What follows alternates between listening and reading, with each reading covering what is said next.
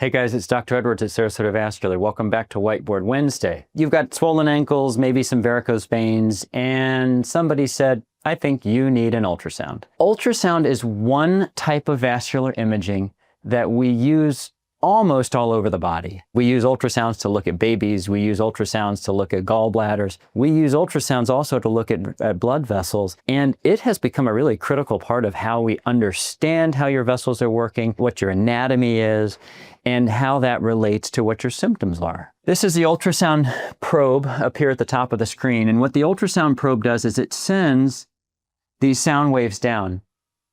Those sound waves then reflect back off.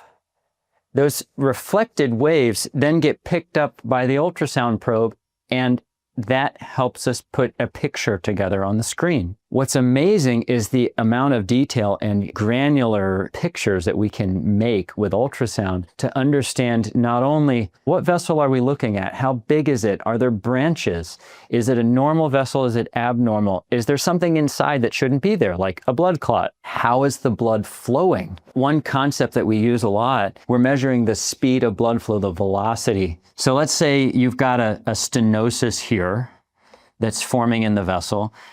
The blood flow would normally be a nice, what we call a laminar column. So it's flowing in a nice smooth column. Well, then we get to this plaque here, and you've got these irregular surfaces. So the flow starts to bounce and starts to reflect off. And then we have turbulent flow. Kind of think about a smooth flowing river, and then all of a sudden you've got all these rocks, and then you have rapids. So you have laminar flow, then turbulent flow. Now we're talking about physics and fluid dynamics. As the vessel becomes more narrow from that plaque, the velocity of flow increases. So this is the same concept as, you're out watering your plants and you need to get the tree that's over there. So you put your finger over the end of the hose and that water squirts further. Okay, same concept here. When the vessel becomes narrow, the velocity increases. We can measure that with ultrasound. So we can tell you, is the vessel 50% blocked? Is it 80% blocked? Is it 99% blocked and we need to do surgery tomorrow? These are all things that we can detect with ultrasound in many different parts of the body. There's a lot of advantages to ultrasound in that it can be done immediately in the office setting. It doesn't require radiation. It doesn't require contrast. There's no needles. There's nothing painful about it.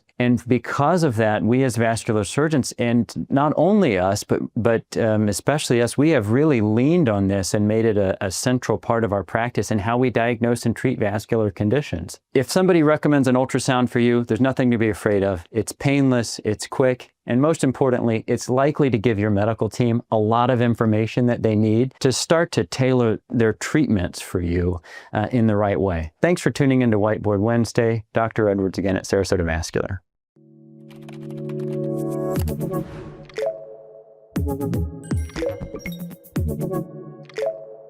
Thank you.